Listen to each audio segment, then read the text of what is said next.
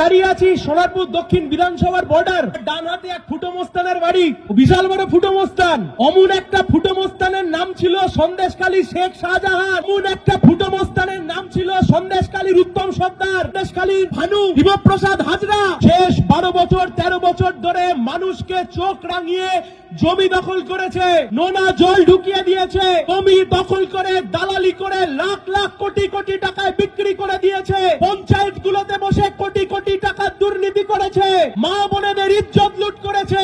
শেখ শাহজাহানরা হয়তো ভেবেছিল, উত্তমরা ভেবেছিল, শিবপ্রসাদ হাজরারা ভেবেছিল, সন্দেশখালীর ফুটো মস্তানরা, বেতাজ বাদশারা, ওরা ভেবেছিল চিরজীবন হয়তো এভাবেই চলবে। আজকে চোখ খুলে তাকিয়ে দেখুন, গ্রামের মা বোনেরা ঝাঁটা নিয়ে রাস্তায় বেরিয়ে সাফ করে জেলে পাঠিয়ে দিয়েছে। তাই ডান দিকের ফুটো মস্তানেরও সময় আসছে।